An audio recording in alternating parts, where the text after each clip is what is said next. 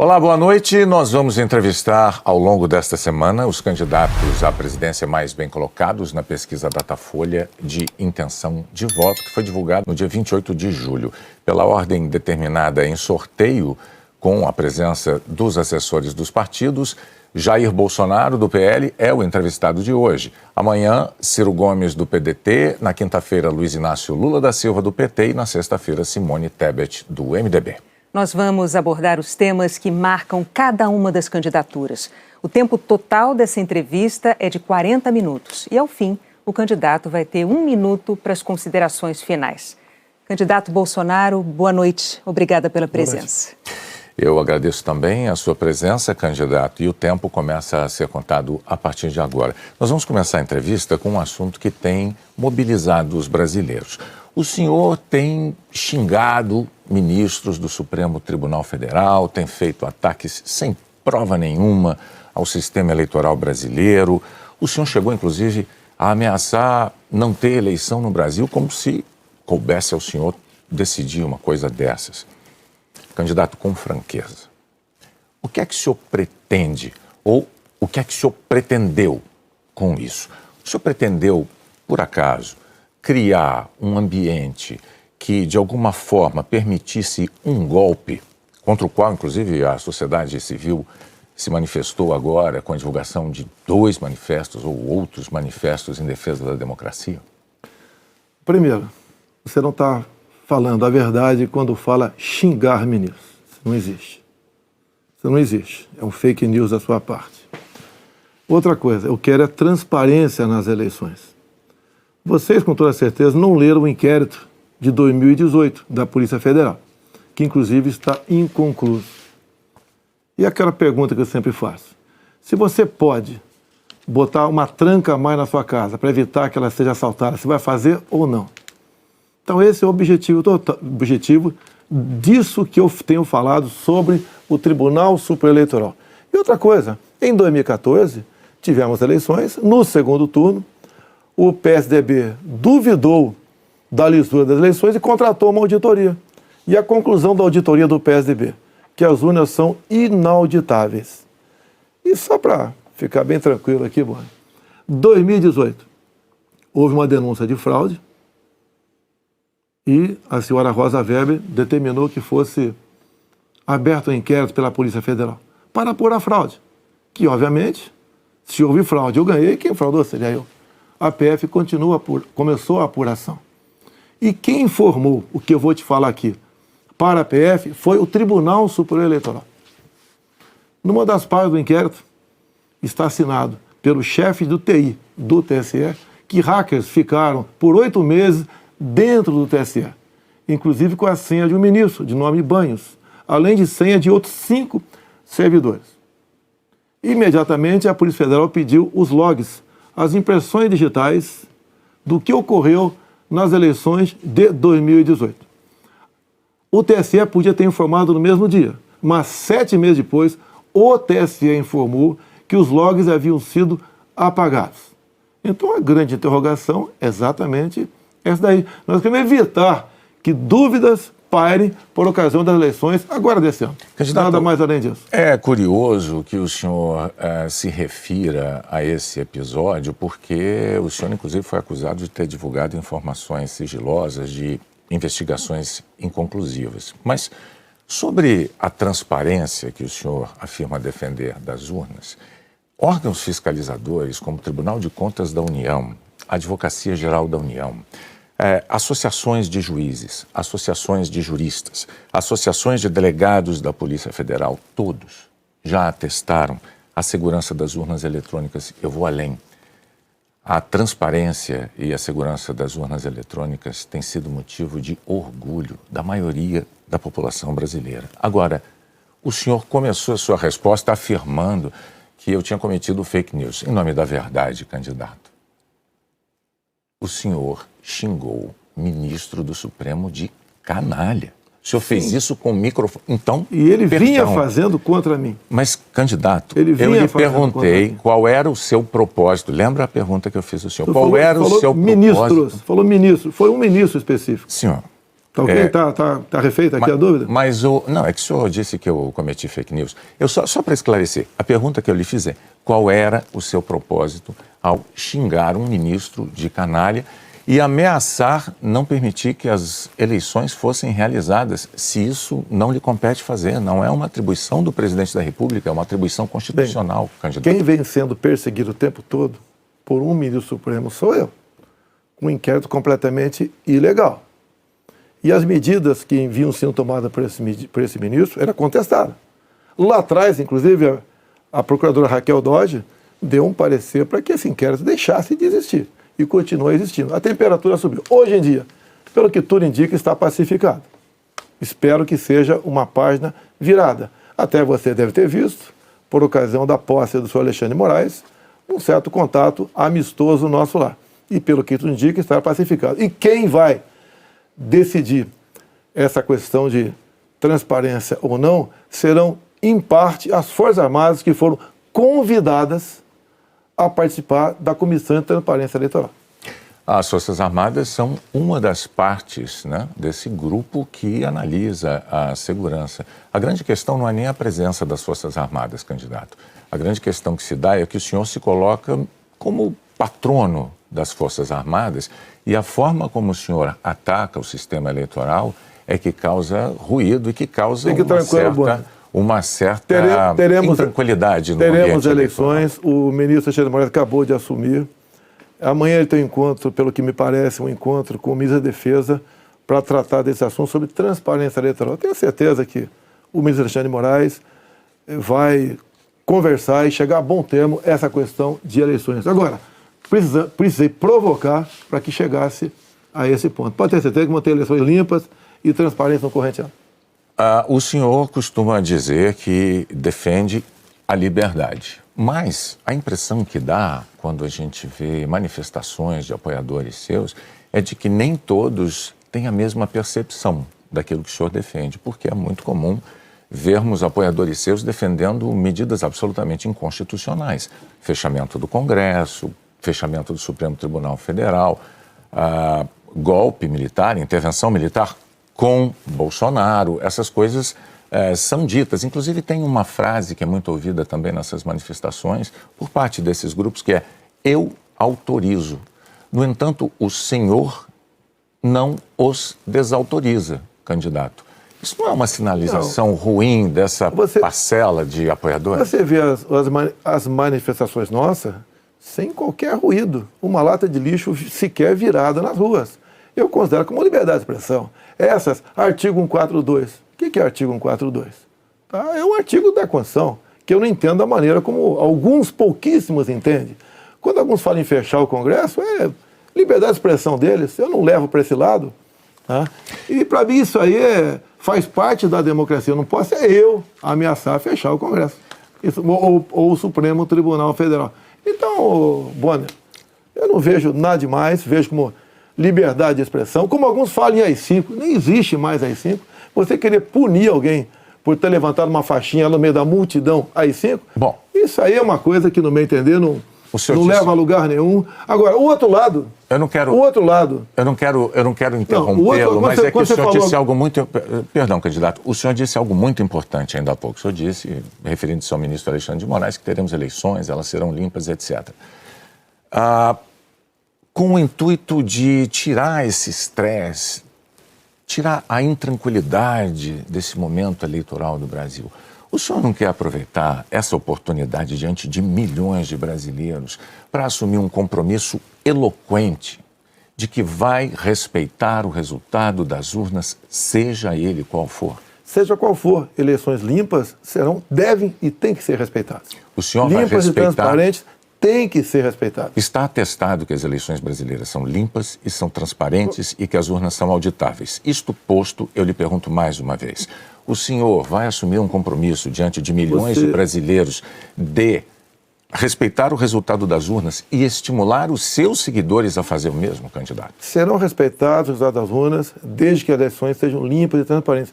Como você disse que são auditáveis, em 2014 não aconteceu isso. Mas tudo bem. Vamos botar um ponto final nisso? O senhor vai botar um ponto final? Tá resolvido, ponto final. Vamos para outra pergunta, outro assunto. Então, vamos respeitar os resultados. Nós temos uma declaração importante do candidato Bolsonaro assumindo publicamente o respeito ao resultado das urnas de outubro. Renata. Pandemia, candidato. Nos momentos mais dramáticos, o senhor imitou pacientes de Covid com falta de ar. Sobre as mortes, o senhor disse, e daí, eu não sou coveiro? O senhor estimulou o uso e usou dinheiro público para comprar medicamento comprovadamente ineficaz contra a Covid. O senhor desestimulou a vacinação. O senhor não teme ser responsabilizado, senão pelos eleitores, pela história? Olha, nós compramos mais de 500 milhões de doses de vacina. Só não se vacinou quem não quis. Eu acho que vocês dois se vacinaram. Comprada por mim. E em tempo bem mais rápido que outros países, que isso não tinha no mercado.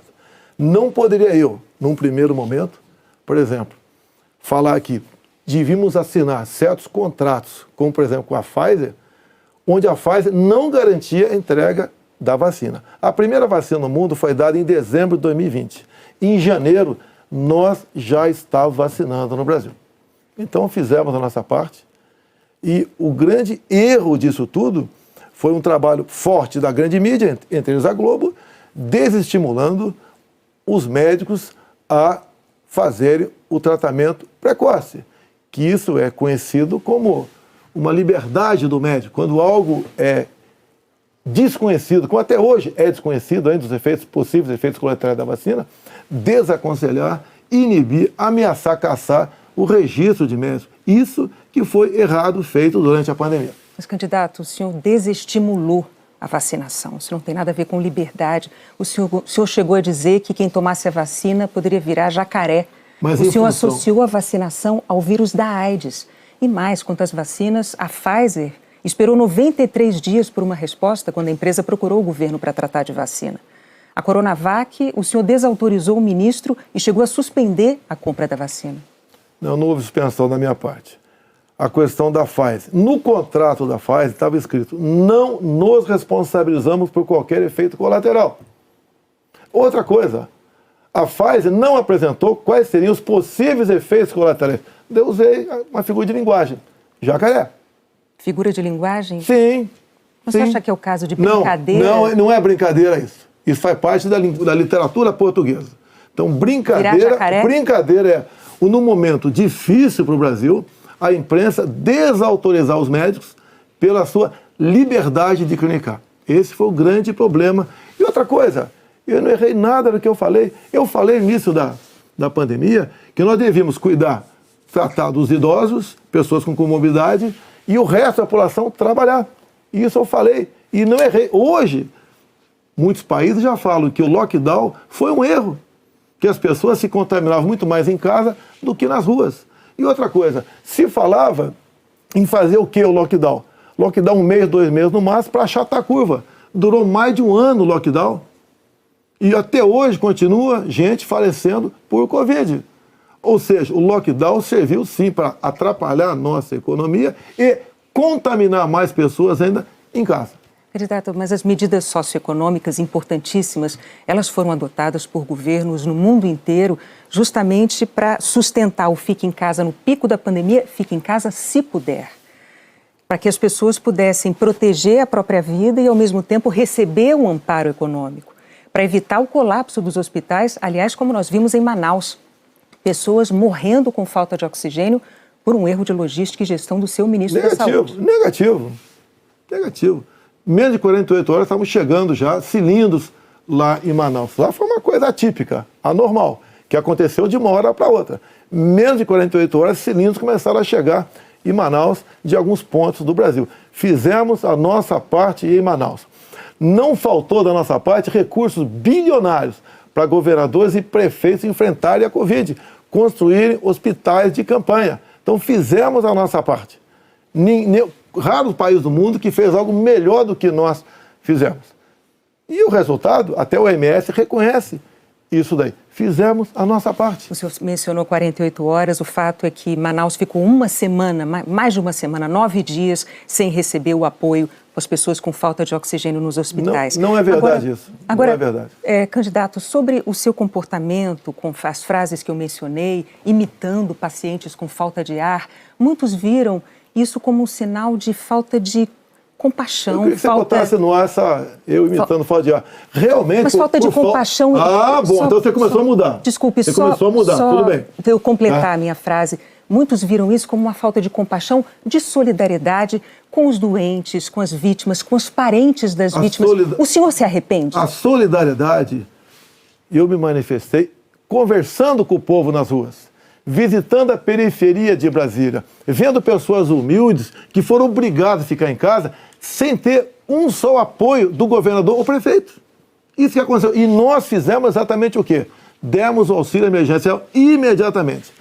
68 milhões de pessoas humildes começaram a receber o auxílio emergencial. Eles estavam condenados a morrer de fome dentro de casa. O senhor não se arrepende das declarações? Ou ir para as ruas, fazer o que não queriam. Poderiam ter o caos na rua, caos porque pessoas com fome iriam para a rua. Criamos imediatamente o auxílio emergencial. Fizemos a nossa parte. Demos tanto dinheiro para governadores e prefeitos que a gente não tem notícia de eles terem atrasado folha de pagamento ou até mesmo 13º. E quando tivemos a oportunidade de investigar fraudes, aquela CPI do circo feita por Renan Calheiros, Omar Aziz e Randolfo Rodrigues, não quiseram investigar os desvios de recursos enviados para 9 governadores do Nordeste. Fizemos a nossa parte e tratei com muita seriedade essa questão. Agora, não adotei o politicamente correto. Não estimulei. Inclusive, o que eu falei é que quando foi decidido o que era essencial, o trabalho essencial, eu falei, deve ser todo aquele necessário para o homem ou a mulher levar o pão para dentro de casa. A própria MS concordou comigo nessa questão. Então o senhor chama isso de politicamente incorreto? O senhor não se arrepende do seu comportamento, das frases que fez, imitando pessoas com falta de ar, como solidariedade com as famílias que sofreram? Você acabou de falar que eu não imitei falta de ar e voltou a falar em falta de ar novamente. Você voltou a falar em falta de ar novamente. 700 mil mortos. A minha pergunta é muito específica. O senhor se arrepende disso? Lamento as mortes. Não tem que não perder um parente, um amigo. Lamento as mortes. Agora, não poderia ser tratada a Covid da forma como começou a ser tratada. E quando você fala em tratamento precoce, lembre-se que no protocolo do Mandetta tinha o tratamento precoce lá, mas só em casos graves, onde eu não concordei com ele. No início, o protocolo do Mandetta era vá para casa. Quando sentir falta de ar, procura um hospital. Eu falei, procurar para quê se não tem remédio? E não tinha vacina também naquele momento. Bom, vamos falar de economia? Eu só queria observar, a Renata não retirou observação sobre o fato de o senhor ter imitado pessoas com falta de ar. Ela disse, não. Ela disse que o senhor imitou gente com falta de ar e que faltou também a solidariedade. Foram as duas coisas. E o senhor não respondeu. Mas, candidato, o senhor já deixou claro que o senhor acha que mais brasileiros se contaminaram por ficar dentro de casa sem se expor. Não, o senhor disse isso. Nova York mostra isso aí. O senhor disse isso. Então, vamos agora para a economia. Dentro de casa do que fora de casa. Vamos para a economia. Que é um tema que o senhor também gostaria de abordar certamente. Em 2018, como candidato, o senhor disse assim, numa entrevista: eu sei do que é que o povo precisa. Inflação baixa, taxa de juros menor, dólar menor. Aí veio o seu governo, os juros básicos da economia dobraram, a inflação mais que dobrou, o dólar que estava em R$ 3,90 está em mais de R$ 5,00. É verdade que tudo isso se deu num cenário de pandemia e num cenário também de guerra na Ucrânia. Ocorre que esse cenário não mudou, não é? A pandemia não acabou, infelizmente, e a guerra da Ucrânia é uma realidade ainda. Pergunto, candidato, qual é o seu plano, uma vez reeleito, para cumprir num segundo mandato as promessas que o senhor fez em 2018 para a economia? Primeiro, as promessas foram frustradas pela pandemia, por uma seca enorme que tivemos no ano passado e também pelo conflito da Ucrânia com a Rússia. Se você pegar os dados de hoje, você vê o Brasil como talvez o único país do mundo com uma deflação. Um país onde vai ter uma inflação menor do que, por exemplo, a Inglaterra, menor que os Estados Unidos. Você vê também que a taxa de desemprego tem caído no Brasil. os números da economia são fantásticos, levando-se em conta o resto do mundo. Nós não podemos... Se fosse apenas o Brasil com esses problemas, eu seria o responsável. O que nós pretendemos fazer? É continuar exatamente na política que vamos fazendo desde 2019. A grande vacina a favor da economia em 2019 foram reformas, como, por exemplo, da Previdência. Foi, por exemplo, a Lei da Liberdade Econômica. Foi a modernização das NRs, das normas regulamentadoras. Milhares de normas nós deixamos de lado, nós revogamos. Então, a grande reforma da economia foi feita, a grande vacina foi feita em 2019, que fez com que nós pudéssemos suportar 2020. Nós pegamos 2020 e 2021 e tivemos um saldo positivo de quase 3 milhões de empregos no Brasil. Diferente de 2014 e 2015, que tivemos uma perda de quase 3 milhões de empregos no Brasil. Isso é sinal do quê? Competência da equipe econômica. Programas como, por exemplo, o Pronamp e o BEM preservaram mais de 10 milhões de empregos no Brasil. O próprio auxílio emergencial, num primeiro momento R$600, fez com que a economia, em especial nos pequenos municípios, o município não colapsasse. Então essas medidas, entre outras, fizeram a gente romper 2020 e 2021. 22, quando veio a guerra agora, problemas nós tivemos. Fui na Rússia negociar fertilizantes com o presidente Putin. Se não tivesse ido, não teria fertilizante para a nossa safra agora, desse segundo semestre. Não, isso é importante. Não. Isso garantiu o quê? A segurança alimentar do nosso Brasil e do mundo. Só para concluir, então, num segundo mandato, o senhor daria sequência aos planos que foram estabelecidos e desenvolvidos no primeiro plano. Bonner, você pode ver, Bonner, nós somos o 7º país mais digitalizado do mundo. Tá? Nós fizemos muita coisa no Brasil, atendemos realmente a todas as camadas da sociedade. Só agora, na questão do IPI, a proposta do Paulo Guedes, que está parada no Supremo Tribunal Federal, nós pretendemos diminuir impostos de 4 mil produtos em 35% de IPI. Para o segundo mandato. Não, desse agora. É que a proposta parou no Supremo Tribunal Federal. Estamos há semanas. Agora, senhores, para que a gente possa abordar... Isso começou há 2 meses a redução de IPI, não foi de agora. Para que nós possamos abordar nessa entrevista o maior número de temas, vamos prosseguir, vou falar sobre meio ambiente. Em 2020, o seu então ministro do Meio Ambiente, Ricardo Salles, disse que era para aproveitar que a imprensa toda estava focada na cobertura da pandemia para ir desregulamentando as leis ambientais, o que ele chamou de passando a boiada.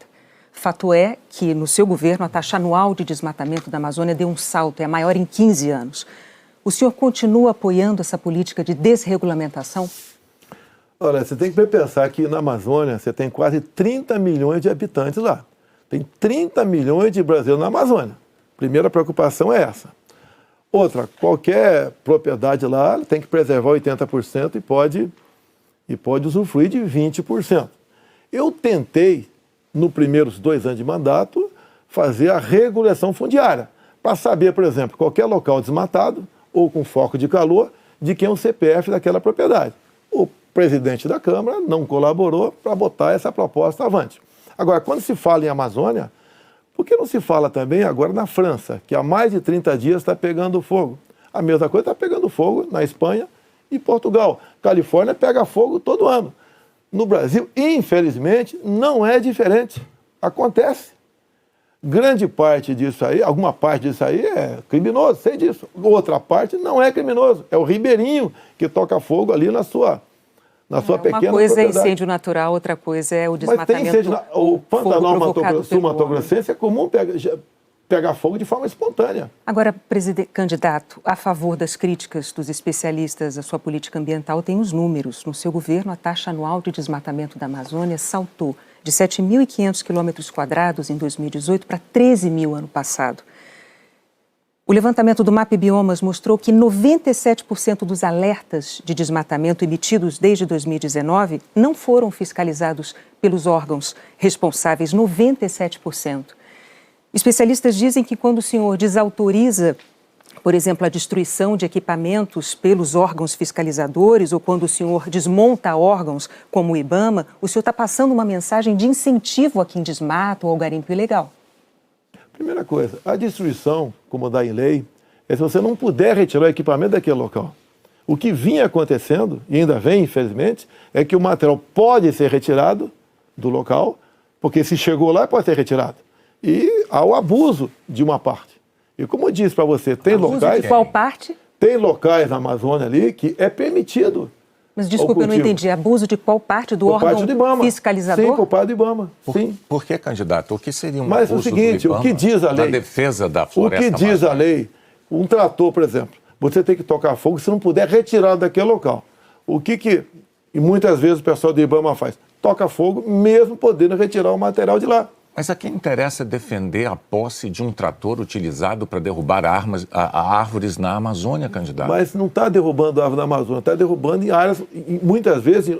Mas a lei não fala se um local é permitido ou não. A quem a lei, interessa, candidato? A lei não fala. Tem sido destruído, vem ser destruído. A minha orientação é cumprir a lei. Nada mais além disso. E os órgãos fiscalizadores... Olha só, a Amazônia é do tamanho da Europa Ocidental. Ali na Amazônia cabe uma Alemanha, cabe uma França, cabe uma Itália, cabe um Portugal, cabe um montão de países. Você pensa que fiscalizar, evitar que pegue fogo Mas assim, só para vamos lá? entender, então, sobre a desautorização dos órgãos fiscalizadores para destruir equipamento apreendido. Não desautoriza, mando cumprir a lei. A lei fala que se o material puder ser retirado de lá, assim como entrou, não é para ser destruído. Mas com que propósito mesmo? Eu não entendi. Cumprir a lei. Propósito, cumprir a lei.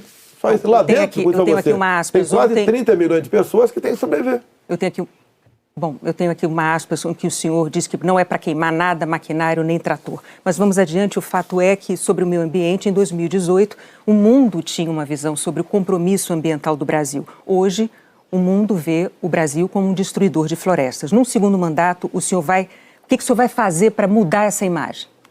Primeiramente, destruidor de florestas. É uma mentira. Ninguém quer destruir floresta, né, por livre e espontânea vontade. O acordo Mercosul-União Europeia estava travado. Com os problemas agora da guerra, Ucrânia, Rússia, a União Europeia quer acelerar o acordo conosco para o Mercosul. Dizer mais, a Alemanha está usando combustíveis fósseis. Por quê?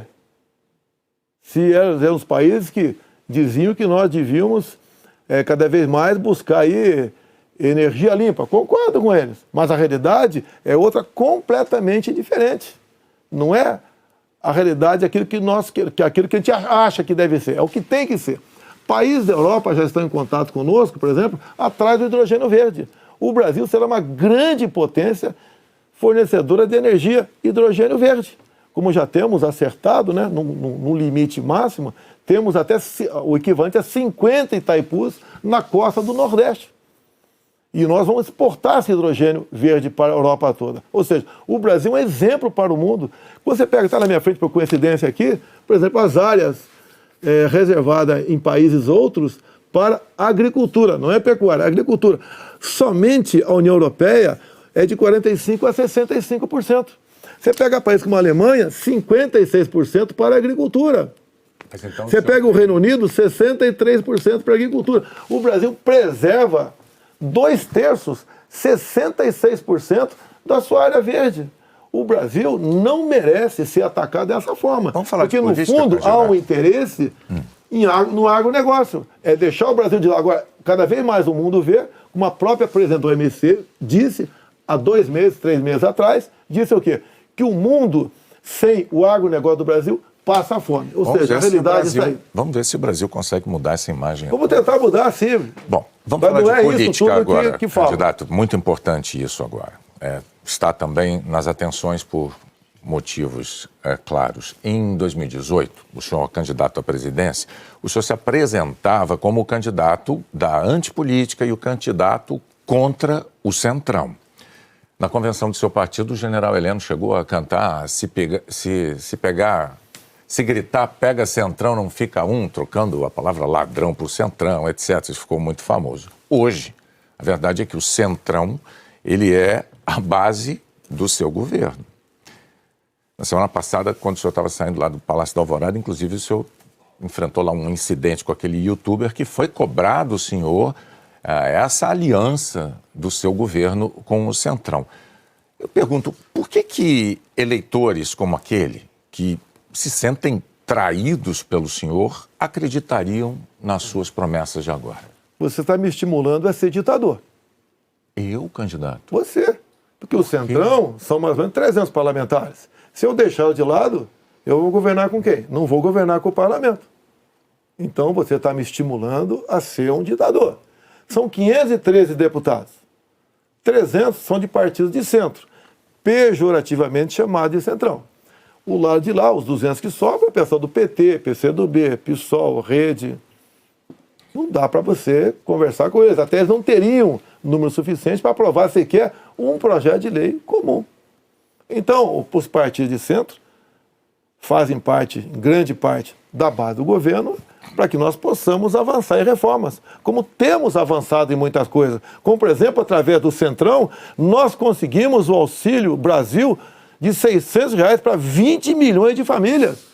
Dá para imaginar isso? E olha só, os partidos de esquerda votaram contra o parcelamento dos precatórios, que era condição para a gente dar lá atrás R$400 de Auxílio Brasil para esses mais necessitados. Então o PT votou contra o Auxílio Brasil de 400. Não, votou contra a questão dos precatórios. Do parcelamento, porque sem parcelamento você não tem como conseguir recurso no orçamento para pagar os 400. Assim como agora o PT também votou contra, tá? Ou melhor, discursou contra os R$600 e votou favorável. A questão política dele. Assim como a questão de poucos meses, para diminuir o preço da gasolina do Brasil, todos os senadores do PT votaram contra a redução de semestre no Senado. Agora vamos lá, candidato. Agora, como é que eu vou trabalhar com o parlamento sem os partidos de centro? Mas a questão... O senhor disse que eu estou estimulando o senhor a ser ditador. Está estimulando, sim. Por favor, candidato. Não, longe de mim, não. Eu não estimulei nada. É que a questão é a seguinte. Em 2018, o senhor chegou a dizer, até com propriedade, que governos anteriores tinham feito alianças com o Centrão.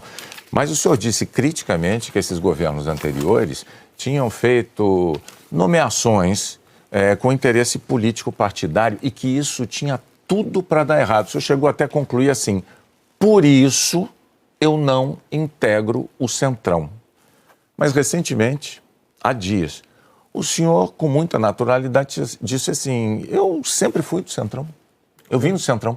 Aí eu tenho que perguntar ao candidato, em nome da clareza para os eleitores, em qual dessas duas afirmações o eleitor deve acreditar? O senhor sempre foi do Centrão? Ou o senhor, como disse em 2018, diz: eu nunca fui do Centrão por esse motivo? No meu tempo não era Centrão, não existia Centrão. Como assim? No meu tempo, esses partidos que eu já integrei não eram tidos como partido do Centrão. Agora, o importante, Bonner, nós estamos num governo sem corrupção. Eu indiquei ministros pelo critério técnico. Eu não aceitei pressões de lugar nenhum para escalar ministros. Qual governo teria o ministro padrão Tarcísio de Freitas na infraestrutura? Padrão Marcos Pontes na ciência e tecnologia? Padrão a Tereza Cristina na agricultura? Padrão Gilson Machado no turismo? Uma pessoa desconhecida até chegar no meu governo. Padrão Onic Lorenzoni, que eu considero como um coringa meu. Padrão Braga Neto, que esteve na defesa. Ou seja, padrão Salles, uma pessoa excepcional. Padrão atualmente o ministro Juca, do Meio Ambiente. Então essas pessoas que deram um impulsionamento ao governo. Estamos governando com competência e sem corrupção, porque não tem indicação política para esse ministério. O senhor citou vários ministros, então, aproveitando a deixa, eu vou falar de um tema importantíssimo para o futuro do Brasil, que é a educação. No seu governo, o senhor indicou 5 ministros diferentes. Um deles caiu justamente por um escândalo de ter beneficiado pastores com dinheiro da educação e diz que foi a seu pedido no caso de um dos pastores. Qual é a dificuldade de escolher um bom ministro da educação? Por muitas vezes, depois que a pessoa chega, a gente vê que ela não leva jeito para aquilo. Não foi só da educação. Ele teve acusação. Ele teve morte de prisão. Ele foi preso, inclusive. Agora, conseguiu o habeas corpus logo em seguida. Agora, fiquei sabendo depois, né, que o Ministério Público do DF foi contra a prisão dele. Agora, veja só... Foi contra a prisão dele. Por quê? Não tinha nada contra ele. Se tiver hoje em dia, é outra história. Até aquele momento não tinha nada. A questão de ter 2 pastores, um que está no gabinete dele, qual é o problema? Agora, se ele faz besteira, e se essa pessoa Agora, nós começamos a investigar o caso dos pastores. Não foi a Polícia Federal. Nós começamos a investigar com a CGU. Agora, só na área da educação, o primeiro-ministro escolhido pelo senhor caiu depois de 3 meses por causa de um escândalo, pediu que professores gravassem slogans de campanha seu. O segundo ministro praticamente fugiu do Brasil depois de ter insultado ministros do Supremo. O terceiro ministro nem chegou a assumir porque maquiou o próprio currículo. O quarto ministro envolvido num escândalo de corrupção. Quais são os critérios que o senhor usa para escolher um ministro de uma área tão vital para o futuro do país? As pessoas se revelam quando chegam. Atualmente, eu tenho um excelente ministro da Educação. Acontece, é igual um casamento, muitas vezes. Mas o senhor concorda que essa alta rotatividade prejudica o ideal era não ter vários... O ideal era não ter rotatividade nenhuma, mas acontece. Outros ministros foram trocados também. Bom, por vários motivos. Agora, depois desse escândalo do MEC... que escândalo do MEC, Boni? A saída do ministro... Mas a saída é escândalo, MEC? Não é escandaloso, candidato. Um ministro destinar dinheiro da educação para 2 pastores, dizendo que o presidente da República indicou um deles. Cadê o duto cadê o duto do dinheiro vazando ali? Cadê o dinheiro? Candidato, não sabemos. Cadê o dinheiro aparecer? Você não sabe? E está me acusando? Não, está acusando o Milton por isso? O senhor tem todo o direito de achar que não foi um escândalo. Nós vamos adiante. Depois do caso do ministro Milton Ribeiro no MEC, o senhor atenuou um pouco o seu discurso de que não havia corrupção no seu governo. Antes não tinha corrupção. Hoje, o senhor diz que os casos pipocam. Os casos pipocam de corrupção no seu governo. Bom, ao mesmo tempo, vão se acumulando denúncias de interferências suas na Polícia Federal, que é um órgão de Estado, não é um órgão de governo, e um órgão de Estado que o senhor prometeu prestigiar. Como é que o senhor explica para o eleitor essa mudança da sua postura da eleição de 2018 para cá, candidato? Primeiramente, quem me acusou de interferência na PF foi o ex-ministro Sérgio Moro. Falou que a prova da interferência estava numa sessão reservada nossa. Bem, eu não queria, a sessão foi gravada, eu não tinha obrigação de entregar ali a fita. O senhor teve 4 diretores gerais da Polícia Federal eu não tinha obrigação de entregar a fita. Entreguei a fita.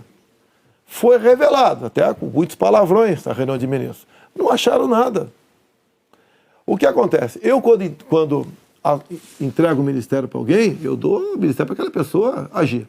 Tá? A Polícia Federal, com a saída do Sérgio Moro, melhorou e muito na apreensão de drogas, na apreensão de numerários, tá? Em operações, melhorou muito. Em armamento, melhorou. E as pessoas vão mudando. Por exemplo, quando o André Mendonça saiu, porque ele foi para o Supremo Tribunal Federal, eu não considero uma saída da paz dele. Atualmente, temos um delegado da Polícia Federal à frente do Ministério da Justiça. Agora, ninguém comanda a PF, Bonner. Se pudesse comandar, o Lula teria comandado, a Dilma, o Temer, seja lá quem for. Ninguém consegue comandar a Polícia dessa forma como você está falando aí. É que a Associação dos Delegados da Polícia Federal divulgou recentemente um documento com críticas, né?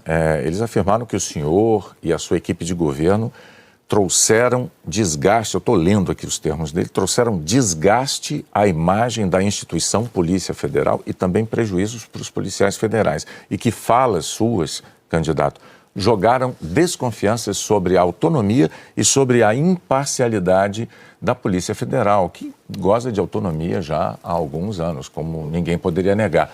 Qual é a sua posição, então, diante de um documento com uma queixa, uma acusação como essa da Associação Nacional dos Delegados? Então, primeiro, acabar de confirmar que não tem interferência, que gosta de autonomia. Outra coisa, peraí, eles acabaram de mostrar para mim que não tem interferência, gosta de autonomia. Eles dizem que, eles dizem que o senhor jogou, as suas palavras jogaram desconfianças sobre a autonomia da PF, candidato. Não. Acabaram de falar que eu estou certo, não tem interferência lá. Contrário. Outra coisa, eles queriam uma reestruturação de carreira agora. Eu achei até justo. Mas outras categorias não concordavam com isso, sem serem beneficiadas também. E daí começou um movimento por parte de alguns delegados da PF, contrário à minha posição, que deságua numa nota como essa daí. Eu queria, inclusive, reestruturar a Polícia Rodoviária Federal, que era bem mais fácil, menos onerosa. Os delegados, essa mesma associação, não topou fazer isso aí. Então, aí está uma briga política, salarial, por trás disso. Candidato, o senhor agora tem 1 minuto para suas declarações finais. Pois é, passou rápido. Eu queria ficar algumas horas com vocês aí. Tá? Quando o senhor começar, a gente começa a contar o tempo. Vamos lá. O que eu tenho a falar para a população brasileira?